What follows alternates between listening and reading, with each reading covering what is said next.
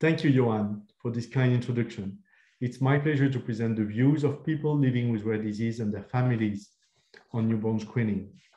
And first and foremost, why it's a priority for EURORDIS and for the 30 million people living in Europe is that the early intervention can prevent the onset of the disease symptoms or delay the disease progression, hence improving the quality of life of the newborn, delivering a benefit for the patients as they grow up, but also to their families and society, particularly as the care are being improved and as there is new transformative or curative therapies coming in.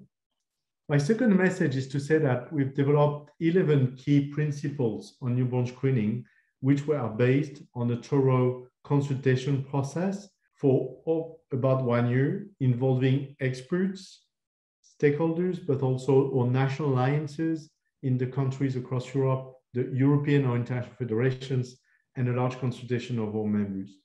The position paper was published in January 2021, together with a call to action. In these key principles, I insist first that from the perspective of the patients and the families across Europe, the screening should identify actionable diseases, including the ones which are treatable, but even when not treatable, because the management of care enables to significantly improve the health outcome and the social outcomes. And that gives a good reason, a good benefit for the newborn and the children, but also it enables family planning. The second main key principle is that newborn screening should be organized as a system with defined roles, responsibilities, accountability, and communication pathways that are embedded into the national healthcare systems, particularly with the highly specialized multidisciplinary points of care, which are the nodes of the European reference networks. And this will be further discussed in a moment. The third principle is the need for psychological and social support, not only the medical one, and to have clearly defined, transparent, independent, impartial, and evidence-based processes. Evidence-based in terms of science, but also evidence-based in terms of health economic evidence, but not only on the health economics. Dimension of the human person and the overall holistic approach and inclusion of the persons affected within society should be considered. The reason to act together at the European level on newborn screening are two.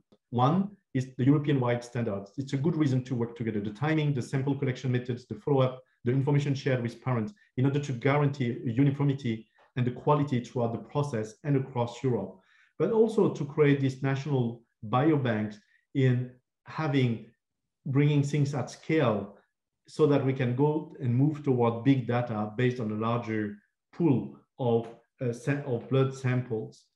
And the second reason is to reduce inequality across Europe, which in fact at the moment are increasing between regions and between countries in Europe.